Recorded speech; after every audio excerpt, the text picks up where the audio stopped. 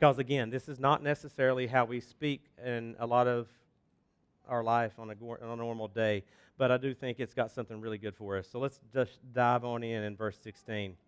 If the dough offered as first fruits is holy, so is the whole lump. And if the root is holy, so are the branches. But if some of the branches were broken off, and you, although a wild olive shoot, were grafted in among the others, and now share in the nourishing root of the olive tree, do not be arrogant toward the branches. If you are, remember, it is not you who support the root, but the root that supports you. Then you will say, branches were broken off so that I might be grafted in, and that is true. They were broken off because of their unbelief, but you stand fast through faith. So do not become proud, but fear. For God did not spare the natural branches, neither will he spare you. Note then the kindness and severity of God. Severity toward those who have fallen, but God's kindness to you, provided you continue in his kindness. Otherwise, you too will be cut off. And even they, if they do not continue in their unbelief, will be grafted in, for God has the power to graft them in again. For if you were cut from what is by nature a wild olive tree and grafted, contrary to nature, into a cultivated olive tree, how much more will these, the natural branches, be grafted back into their own olive tree? All right. Anybody read that and just be like, yep. You know what? I went to the coffee shop and spoke about that the other day. I was pruning my rose bushes, and I just said, I'm going to start grafting stuff in. I made a cucumber go in there. Now I've got a rose-flavored cucumber. We don't speak like this, right? Is that something we can at least say, like, normally? I mean, I'm sure there are some people that are really experts, like some horticulturalists that will really grasp this and be like, it's called a Tuesday, right? But we don't. Okay, so that's okay, because I think even though this might use imagery that's less familiar for all of us, doesn't mean that it excludes us or precludes us from being able to understand what God has in store for us. So let's just look at it, see what God has in store, and then ask the question, well, what does this mean for me today in June of 2026? Deal?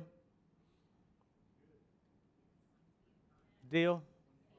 There we are. All right, good. We're awake still. Listen, we can do some horticulture. I can barely say it, to be honest. All right, so let's look at the first verse. Reminder, who's writing this book? Paul, okay? This is an important thing to note.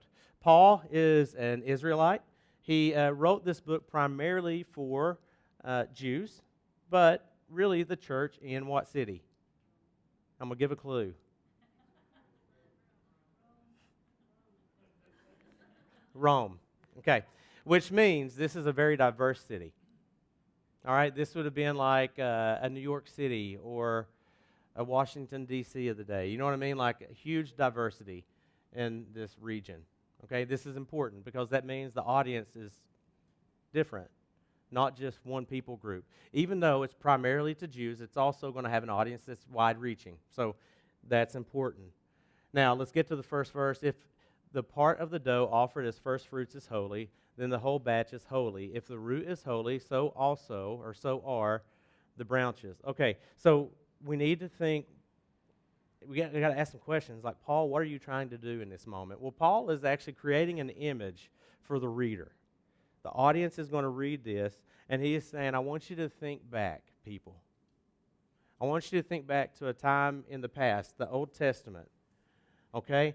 There is a few different side notes in this one little verse, the dough. This is when you think about an offering of dough, like even though a portion would be what would be set aside, the whole batch would be considered special or set apart. And really what he is saying, and you can see that because it starts talking about this story of the root. Well, okay, what is it? He's going into this Old Testament stuff. What is he talking about? He's looking backwards at the Israelites and then predominantly at the patriarchs. Your Abrahams, your Isaacs, your Jacobs. All right? And what he is saying is like, hey, look back to these men. Remember these men. Abraham was considered righteous because of what? Because of his faith. his belief. And Abraham, who was known as Abram at the time, was going to be the father of what? Many nations. Father Abraham had many sons, and many sons had father. Okay, now, here's what's amazing with this. Like he's saying, look back. There is this small subset of people in which the promise originated from. Abraham, well, let's just start with him. This wasn't Abraham and like all of his children. Do you understand that? Because how many kids did Abraham have whenever he followed in faith? 0. And he was old. All right? Like older than me. Okay? Which meant, how is this even going to work? Anyways, Paul is saying, look back at these men, and these men in which faith originated. This place where God said, I set this people apart for me. This small group, ultimately, Abram and Sarai, who would become Abraham and Sarah. And then you get into Isaac and Jacob, and really this whole lineage of the Israelite people. Right? It started with a small group, and God said, listen, I called these people when they were small and nothing. I've set them apart. This is what I call the root. And when we talk about this section of the Scripture, the root that we're really leaning back to is this smaller group of people, the patriarchs. And that's what Paul is calling his readers' attention to. Look at them. Okay? Look at them. And then what derives out of these patriarchs were God's chosen people who? The Israelites. So what he was saying in this is this root was set apart, and when we think holy, like we sang a minute ago about the holiness of God, right? God is holy, right? Well, God's holiness is one thing, right? But whenever we talk about God really identifying some of us as holy, it's not necessarily saying like Don is holy and that means Don's perfect. Don is not perfect. I mean, right? There are some days, right? Don is not perfect, but what Don is set apart. He's a child of God. So this word holy is talking about a people group that was set aside for me. Not me, Wesley, but me in the terms of God speaking. Okay?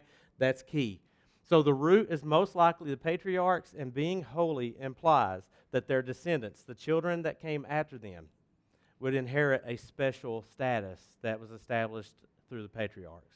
Okay? So it's kind of like this. What happens with an apple tree? What does it provide? Apples. All right? So when we try to understand what it's saying is that if the patriarchs were set aside as something holy, then those that would come after him, that they would sow a legacy through, would also share in that inheritance. Okay. Next. If some of the branches had been broken off, and you, though a wild olive shoot, have been grafted in among the others, and now share in the nourishing sap from the olive root, do not consider yourself to be superior to those other branches. If you do, consider this: you do not support the root, but the root supports you. All right, so this is important. If this root is the patriarchs, and it starts to sprout into branches, the branches would then, by biology, be what, most likely? Their children. All right? Okay. This is, I know, I told you, this is going to be a little bit more like an English thing, and it's going to be weird for a minute. It's fine. It's okay. Some of these branches, listen, some of these branches were broken off. What does that mean? And I think it's really straightforward. And this is where we just don't have to overcomplicate Scripture. The imagery is really clear. Is that there are people that came after Abraham, Isaac, and Jacob. These are some of their children, their descendants, that just quite honestly did not believe in faith Jesus is who he is. They did not place their faith in God even. In fact, you can look back at some of the most frustration, the most vividly displayed points of frustration from Jesus' ministry was with the religious leaders that put more faith in their religious practices than in what it was God had actually tried to get them to accomplish, do, or believe. The law was so much more important than the relationship with Yahweh. What he is saying is that there were branches that were broken off because of their unbelief. They didn't believe in God, and especially when you start to see the picture of Jesus and his triumphant entry into Jerusalem, and then you get all the way to the cross, guess who it was that was in the court that was actually saying, crucify, crucify. It was unbelieving Jews. Okay? So what Paul's saying is there are people that were actually descendants of this Abraham, the person that faith originated in, you could say, this first real covenant between man and God, outside of Adam, right? We really see it established here with Abraham, and then he has his descendants. But there are people that will follow after him that just didn't believe, and guess what? Unbelief leads to destruction. That's ultimately the end state of what this means. If you reject Jesus, then you reject life. It does not matter how great you think you are, because your heritage doesn't save you. And now, what he's saying here, though, is you, us, the people that Paul is writing to in this moment, were Gentiles. You had really two main groups of people, Jews and Gentiles. Jews were, guess what? Jewish. And then Gentiles were everybody else, not Jewish. All right? That's really, boiled down, that's it. Okay? Now, that matters because up to this point, the concept of salvation prior to all of this was Jew-centric or Israelite-centric. Okay? Now, when Jesus came, and even throughout, really all of the Old Testament, you see places where Gentiles were actually incorporated in through this whole salvific message. All right? But it's always recognized that it's through the Jews, through the Israelites. Well, here's the deal. All of a sudden, Paul's writing to a people group that's not them. And he is saying, listen, you are a wild olive shoot. You weren't really a part of Israel.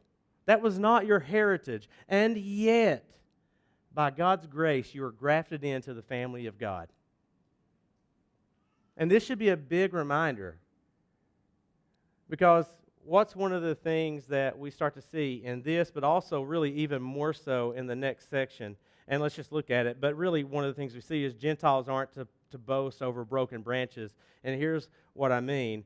It's because inclusion is by grace and not superiority. Spiritual arrogance is really out of place. Listen to verse 19. You will say then, branches were broken off so that I could be grafted in.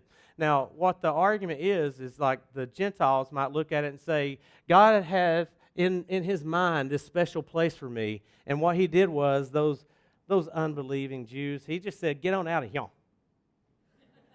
so that I could have a home. All right? And what Paul is saying is they were broken off. They weren't broken off for you.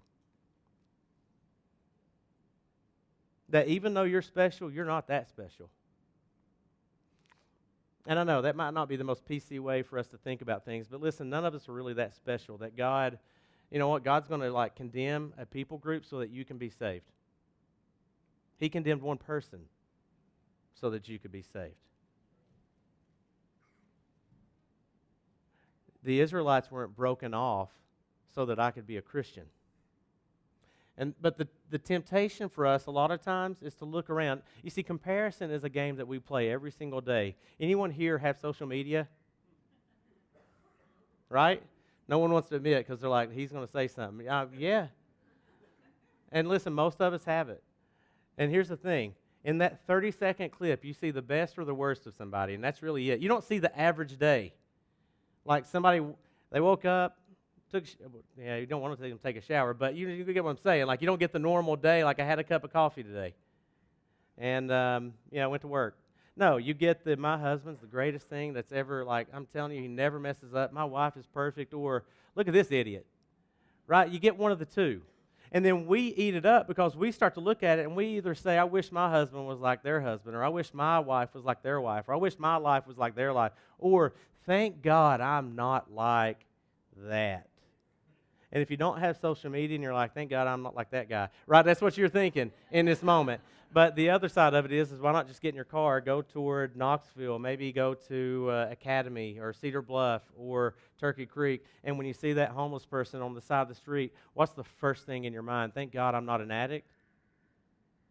Thank God I'm not like this person. Thank God I'm not like that person. Man, they are all jacked up. You have no idea what their story is, and yet we're so quick to look and say, thank God I'm not like. The whole point of this being, He was telling the Gentiles, you see these branches that were broken off, and you look at it, and your first instinct might be to judge and say, they were broken off so that I could be saved. And that, in fact, is not true. They were broken off because of their rejection of me.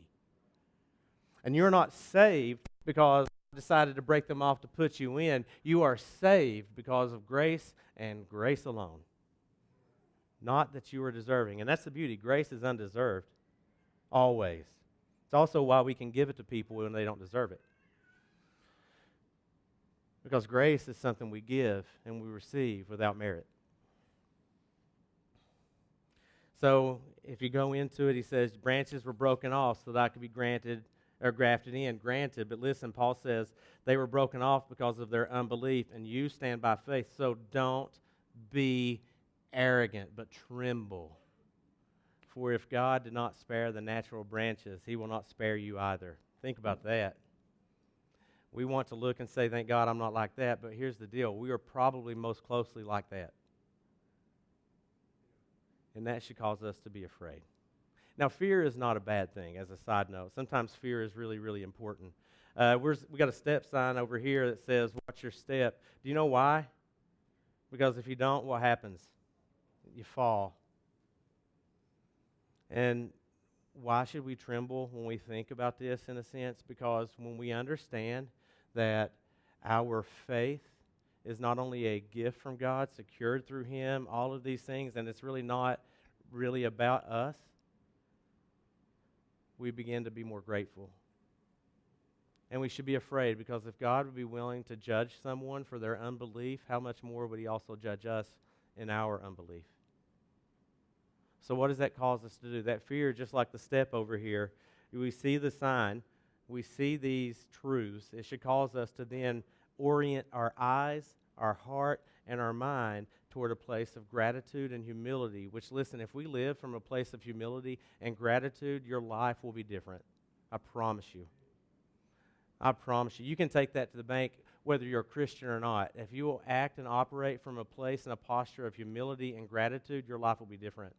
You add in the fact that that actually has the potential to be in a relationship with the God of the universe, your eternity, your legacy, your experience in this world and in the next will be different. That's the difference between the two. All right, so let's keep it rolling.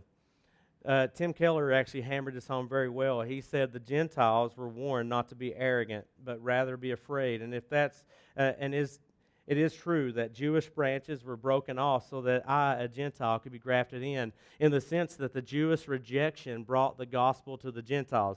Because guess what? That's exactly what happened. When the Jews rejected, then the gospel was opened.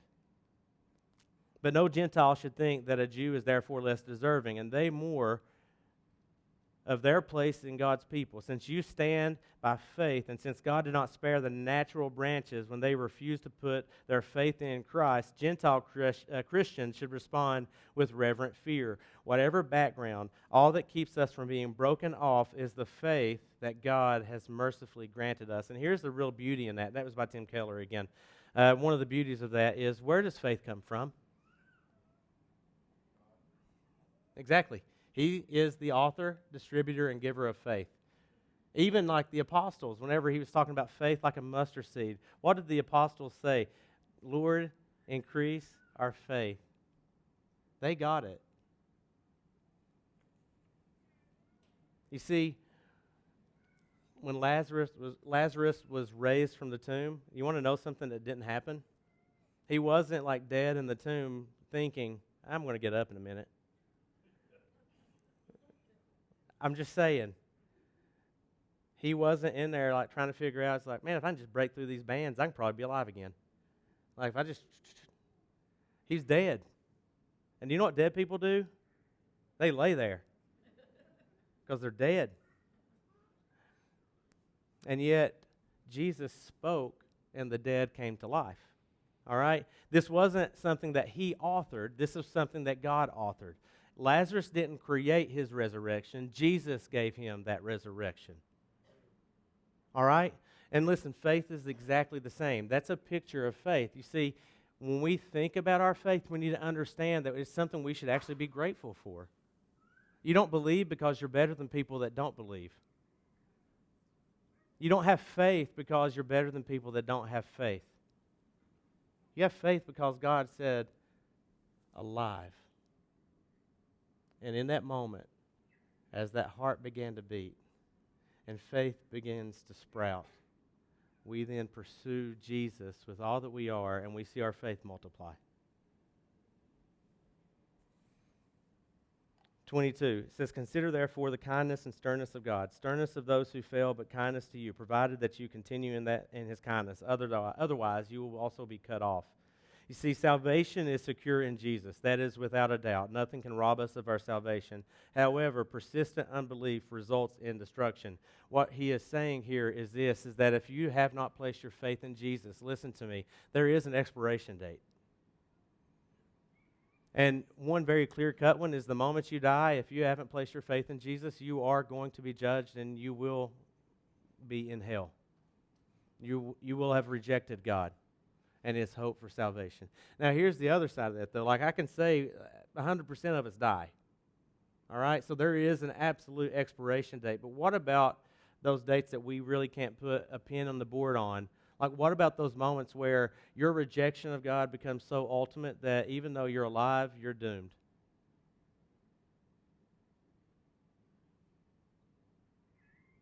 It's why we have to approach that when God has put a call in our life, in our heart, and he reveals the truth of the gospel, we shouldn't run from it, but we should run to it.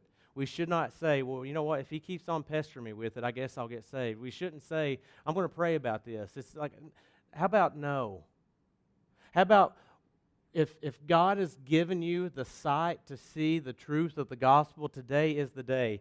Right now is the time. Like, listen, the sermon doesn't have to end for you to pray to actually seek a relationship with God. And listen, you can interrupt me anytime if that's you. I would be happy for an interruption that leads to salvation. Like, if you are feeling that call, run to it. There is no guarantee that I have another 30 seconds left. I'm 45 years old and relatively healthy. And when I was 43 and I was feeling really, really good, I also got one diagnosis that said, hey, you're going to die. In a moment's notice, our lives can shift. Don't wait. If we stay in our unbelief, it will lead to destruction, but salvation is secure. In verse 23, it says, if they do not persist in unbelief, they will be grafted in, for God is able to graft them in again. After all, if you were cut out of an olive tree that is wild by nature and contrary by nature, and were grafted into a cultivated olive tree, how much more readily will these, the natural branches, be grafted into their own olive tree? And this is extraordinary. He makes a statement. If they do not persist in their unbelief, they will be grafted in. Israel's re-entry is entirely possible. I think the way I would even summarize this is never write off someone's salvation. Restoration is always possible. As long as you're alive and as long as God is moving, guess what? There's hope. There's no reason to wait or to delay. If it's there, just do it. But have you ever thought about someone in the context of they're a lost cause? Have you ever been a lost cause? You ever see somebody and say, man, they need Jesus, but they're a long way from him? Listen, we're all equally far away from God. That's the beauty of the gospel, is that there is no limit that he can't reach. His arms are wider.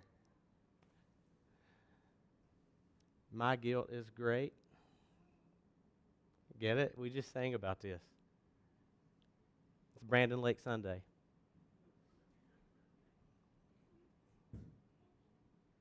Here's really what's amazing in this. I just want you to think about this. Who's writing this book? Well, God, but who's writing this one book of Romans? Paul. All right.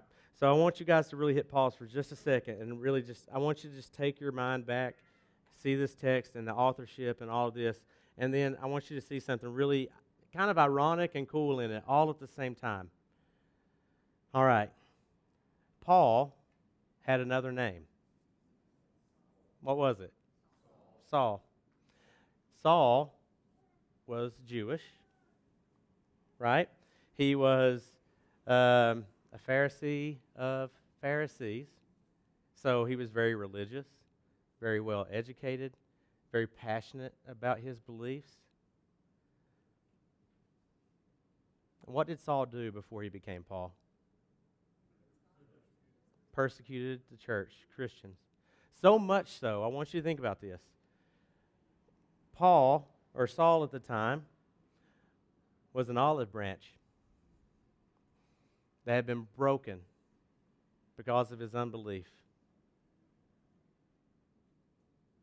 And we know he didn't believe, so much so to the extent that even when a young man named Stephen was being stoned to death, who was there holding the cloaks?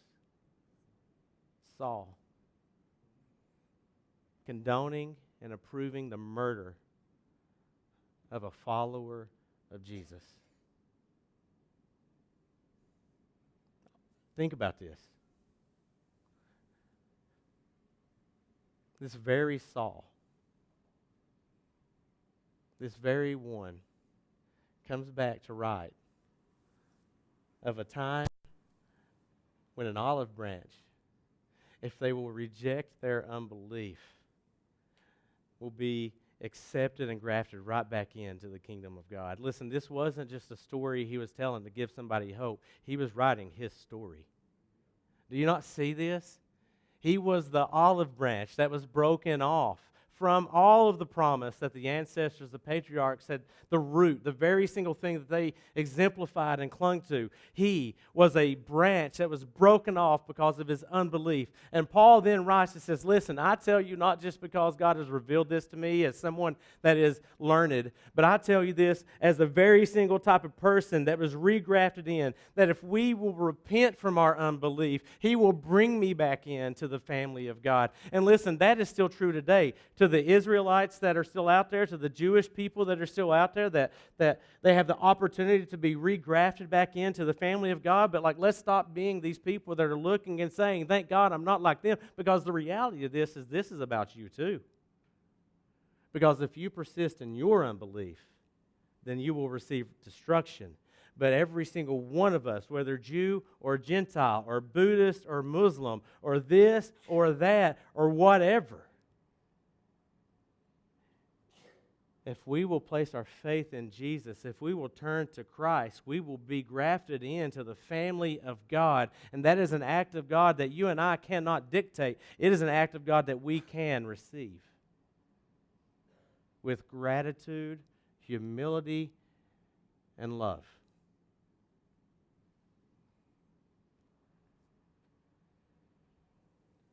And you are not too lost. Saul was a murderer of God's people. Not just like he found random people to shoot. I'm not saying one's better than the other, but I would just have to assume that I would like you less if you hit my kid than if you hit another kid. I'm just saying, right? Can we be real? Like, you hit Jamin, that's one thing. I'm going to be mad. But you hit my son, I'm going to have to fight you right here. You get what I'm saying? Like, this was a man that was killing God's children. Now, God ain't like us, okay? So I know I'm putting a very human analogy on to what God's character might be like. I'm telling you something that you also understand what I'm saying. That if it was your kid, you'd be in a fight, right? And yet God saw this man, had a calling on his life, and we're reading what he writes about being a recipient of grace. All right, so what does this have for us? If you felt like that lost cause, as a side note, you're not a lost cause. You're not too far. Restoration is possible. I promise you, God is for you more than you ever understand. This side of heaven, I don't even understand it. I don't know why in the world he would put so much into me. I don't have that much to bring to the table. I definitely don't have anything he needs, and yet he still sees me and says, mine. I said this earlier. Hopefully you felt seen today. I want you to understand something. The church will fail you at times about seeing you clearly and seeing you well. I don't want to hide that because we're people. There's never a moment where God will not see you. God sees you in every single way that you are, and he says he loves you with a perfect love. You're seen, you're loved, and you're pursued, and that's our God. Now, what are our takeaways for us today? I think we have really two or three, and these will be relatively quick. I would say simply first, salvation. Salvation is available through mercy and grace that God provides. God has great mercy and great grace, and He provided His Son Jesus as an atonement for all of us that will place our faith in Him. So the question is, are you saved? If not, will you place your faith in Jesus? If you want help going down that journey, we are willing to walk with you and would love nothing more than to walk with you on it. But honestly, it's really just between you and God. Like, He's got this. Will you trust Him? Secondly, for really all people, but especially for those of us that have placed our faith in Jesus, we must hold on to a posture of humility. The temptation of our nature is to look around and see all the ways that we're most likely better than, but oftentimes also worse than people around us. That's just human nature. I'm not saying it's good. I'm just telling you that's what it's like. And you all already know that. It's called keeping up with the Joneses. We've got to flee from that. We've got to run from this place where we look and we see and we start to compare and we either elevate or lower our identity. Instead, humility needs to reign supreme. So the beauty of this is that God is the author and giver of our salvation, and we are simply recipients of the gift. So whenever we start to get too prideful about where we are in life, we should remind ourselves that you didn't do anything to deserve it. In fact, if it's based on merit, you don't deserve it. Neither do I, as a side note. So that should always keep us humble. We should be reminded of how good God is. Which humility then leads us to really what I want us to be our main takeaway today, and it's gratitude. We sung about it. But gratitude is a beautiful thing. It's one of the most powerful gifts that God can give us as a heart posture to live through. When I had my first radiation oncologist meeting, I asked him, how do I get through some of the really hard days? And it's amazing. He just said, gratitude. He said, gratitude is the key, man. He goes, because cancer can rob you of a lot of things, but there are some things it can't touch. And out of those things, cling to them and be grateful for what it offers. But gratitude has the unique way to change everything about our outlook in life. Our perspectives, how we treat others. Like, gratitude is so powerful. And gratitude, honestly, has the power to generate an internal joy that is so transformative that it actually overflows and starts to transform others around us. What that really means is gratitude fills us, radiates out of us, and impacts others around us. You ever just meet people that are just always grateful, and what does that do to your day? It just brightens your day, right? You're like, golly, when I talk to them, it lifts me up. And we have so much to be grateful for. And that's really what Paul is talking about. This is a place of gratitude. So I did a thing. I wrote these where Bobby can't reach them and erase them. So we should be good for a while. Yeah. But there's some more chalk up here, too, in the floor. And here's the deal. Feel free. You can do it after the service. You can do it during the music here in a minute. You can do it throughout the week whenever you're here. There's another side. A few weeks ago, we wrote on stories on those index cards, right, of God's faithfulness, right? Well, what is it we have to be grateful for? Because sometimes we like the idea of being grateful, but we don't take time to be grateful. So let's just start a list. I started up here. I'm grateful for God's grace because I don't deserve it. I'm grateful for His love because, honestly, I'm unlovable at times. I'm grateful for the forgiveness God offers because I've done things that are unforgivable. And all of us have. I'm grateful that God has accepted me exactly as I am. I don't have to change for God to love me. And, a lot of times in church, we tell ourselves, I got to get myself cleaned up, right? Listen, cleaned up aside, there are things that we can always do to be better versions of ourselves, absolutely. cleaning yourself up doesn't make God love you more. Do you know that when God sent his son Jesus to die, he already knew you before you were in your mother's womb? He knew you even after you had lived your entire life. Like your past, present, and future is already played out in his eyes. And God has seen you and loved you from before time ever existed, knowing the good, the bad, and the ugly. That he would accept me exactly as I am. I'm grateful for that.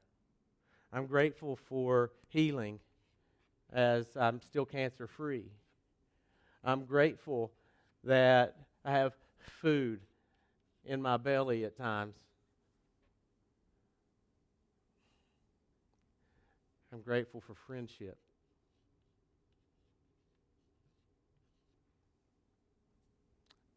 I'm grateful for pain.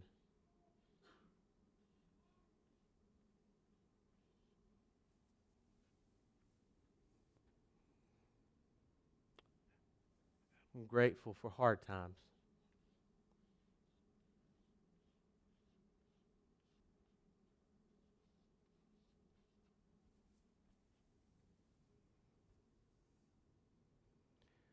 You see, life isn't easy. We can all agree on that.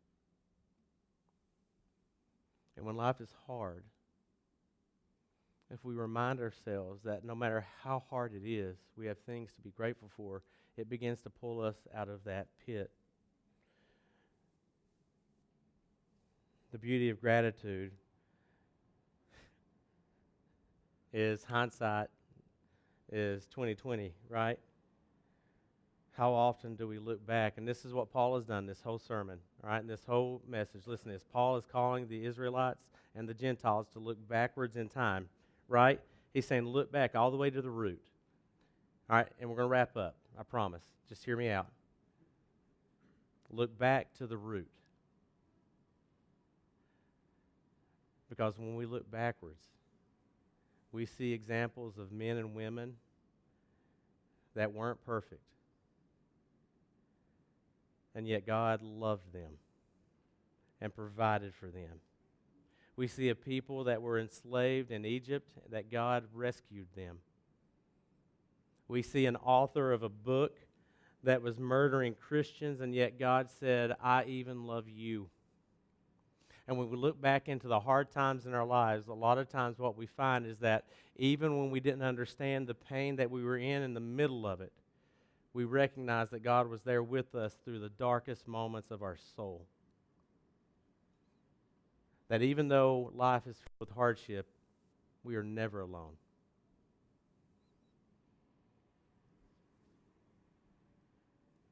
And I have much to be grateful for. And if you need a reminder, we have the wall. We have this room. This is my favorite room in the church as a side note. Can you see it? These are names of people that were baptized here. Ella is on here. The whole Clark family.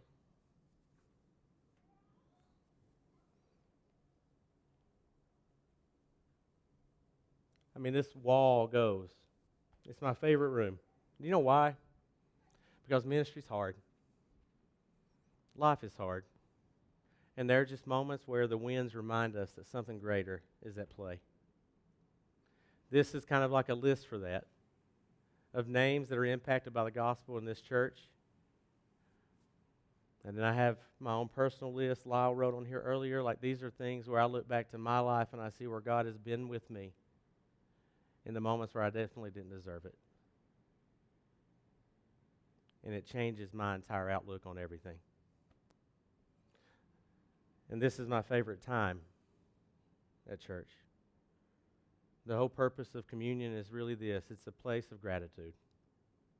We approach this plate and this bowl, the body broken and the blood poured out for us so that I could have life and that you could have life through Jesus. So as you approach it, just, God, I'm grateful. I remember what you've done, and I'm grateful for it. And as the worship team comes on up, we're going to dismiss. I'm going to pray. And my hope for you is this, is that as you leave this place this week, that you will leave from a position of gratitude. That we see this story of olive shoots and branches and roots and all of these things, and it reminds us that we don't look around to cast judgment upon people because we're something special, but instead we look up and we're reminded that God has acted in grace for our favor. And because of that, we can't look down on anyone else. But because of that, we can look up with reverent awe and fear in who God is and gratitude for what He has done. And then we can leave these walls and we can take this posture of gratefulness out into our communities. You see, a light in the darkness shines brightly. We live in a world predominantly filled with the lack of gratitude. And God has called you to be difference makers. So this week we leave grateful. And I just really believe that if we do that, God will do something special with your life and my life this week, just by being grateful. Let's practice gratitude this week for the grace that God gives.